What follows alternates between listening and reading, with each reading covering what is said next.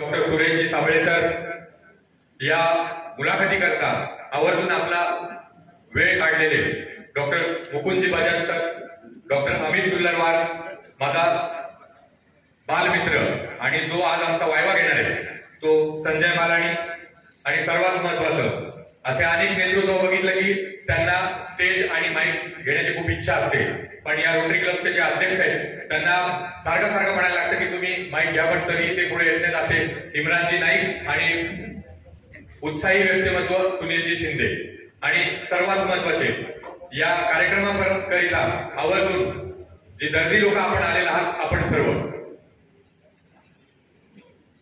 प्रास्ताविकामध्ये मी काही हृदयरोगावर बोलणार नाहीये.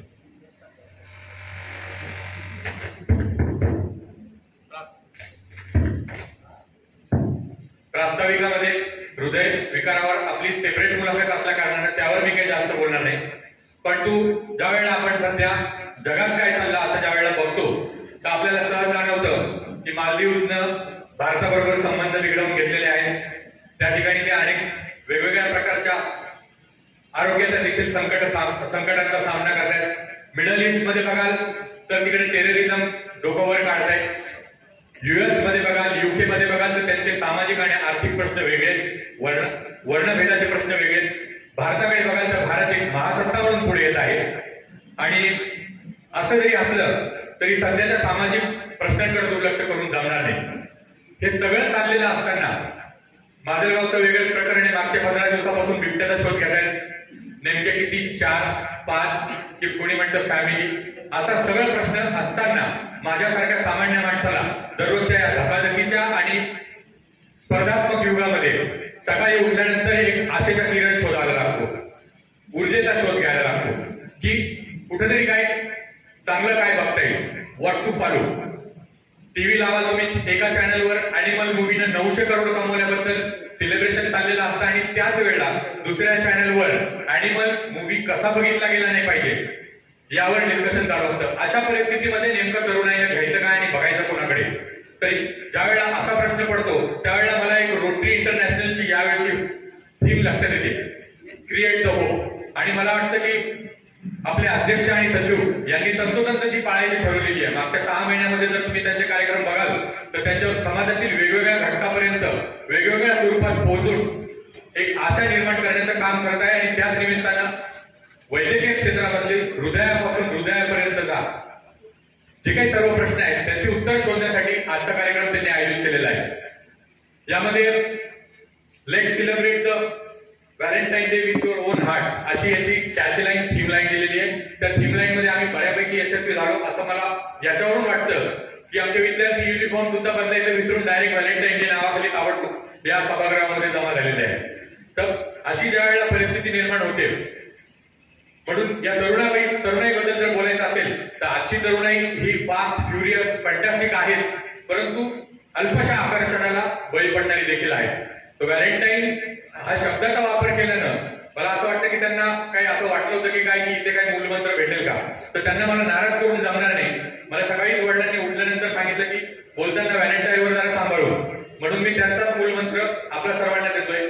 आपला इथून पुढचा सर्व व्हॅलेंटाईन डे यशस्वी व्हावा याकरता एक छोटासा मूलमंत्र देतो. सकाळी ब्रह्म मुहूर्तावर उठा आणि जे काय आपल्याला रेड रोज कुठल्याही प्रकारचं, मी तर म्हणत फक्त रेड द्या, त्याच्यात कधीच कन्फ्युजन असलं पाहिजे नाही की उगाच येलो किंवा काय. आणि आपल्या इष्टदेवता म्हणजे तुमचे स्वतःचे आई वडील यांना जर सकाळी तुम्ही ब्रह्म मुहूर्तावर जर दररोज रेड रोज दिलं आणि असा कार्यक्रम जर 365 दिवस जर केला, उद्यापासून सुरू कराल तर 1 वर्षामध्ये 366 दिवस येतील, कारण लीप इयर आहे. तर मला असं वाटतं की आयुष्यामध्ये तुमचा दररोजचा दिवस हा व्हॅलेंटाईन डेच्या पेक्षा कुठल्याही पद्धतीनं कमी जाणार नाही. तसेच यामध्ये ज्यावेळेला आपण बघतो की यशवंत हॉस्पिटल किंवा गुरुकृपा ग्रुप ऑफ इन्स्टिट्यूट काय इन्व्हॉल्व्ह झालेला असेल, मी डॉक्टर नीतू मांडकेंची हॉटलाईन फॉलो करतो. त्यांचं असं म्हणणं होतं की समाजामधील ज्या वर्गाचं पोट भरलेलं आहे त्यांनी समाजासाठी काहीतरी देणं लागतं आणि त्यांनी काहीतरी दिलं गेलं पाहिजे. आणि हे देत असताना दिलेलं जे काही आहे ते आपलं कुठल्याही प्रकारे कर्तव्य न समजता, कर्तृत्व न समजता ते कर्तव्य समजलं पाहिजे. आणि या हॉटलाईनवर यशवंत हॉस्पिटल आणि गुरुकृपा ग्रुप ऑफ इन्स्टिट्यूट मागच्या काही वर्षांपासून कार्यरत आहेत. मला सांगायला अभिमान वाटतो की मागच्या 3 वर्षापासून आम्ही फाईट करत होतो, कोर्टामधून पण केस जिंकलो होतो, पण ओमप्रकाश शेटे सरांच्या मार्गदर्शनामुळे आणि त्यांच्या मदतीमुळे नुकतीच यशवंत हॉस्पिटलमध्ये जीवनदायी योजना सुरू झालेली आहे आणि त्याचाच परिणाम म्हणून की काय या ठिकाणी आपण अँजिओप्लास्टी असू द्यात किंवा न्यूरोसर्जरी असू द्यात मोफत रेशन कार्डवर सुरू केलेले आहेत. सरांना मला आवर्जून सांगावं वाटेल, मागच्या 15 दिवसामध्ये आम्ही 5 अँजिओप्लास्टी, 2 न्यूरोसर्जरी, 2 कॅन्सरच्या पेशंटला जीवनदायी योजनेअंतर्गत अति मोफत इलाज म्हणजे घराला जायला तिकिटाच्या पैशापर्यंत आम्ही ते दिलेलं आहे. माजलगाव सारख्या तालुक्याच्या ठिकाणी, औरंगाबाद सारख्या ठिकाणच्या सर्जरीत मला वाटतं केवळ डॉक्टर अमित गुल्लरवार असतील किंवा मुकुंद बजाज असतील किंवा आमचे डॉक्टर युवराज कोल्हे असतील यांच्यासारख्या व्यक्तिमत्वांमुळे ते शक्य होत आहे. आपला अधिक वेळ न घेता शेवटी फक्त मी एवढंच सांगेन की जसं नीतू मांडके सरांनी सांगितलेलं आहे की पोट भरल्यानंतर समाजाकडे थोडं बघितलं गेलं पाहिजे. त्यामध्ये थोडंसं मी ऍड करतो, मी डायबेटॉलॉजिस्ट आहे, आम्हाला पोटभर जेवण्याची परवानगी नाही, थोडीशी भूक ठेवली पाहिजे. तर या निमित्तानं थोडीशी समाजसेवेची, थोडीशी आपल्या सेवेची आणि थोडीशी रोटरी बरोबर सामाजिक कार्यामध्ये इन्व्हॉल्व्ह होण्याची भूक ठेवतो आणि आपली रजा घेतो. धन्यवाद.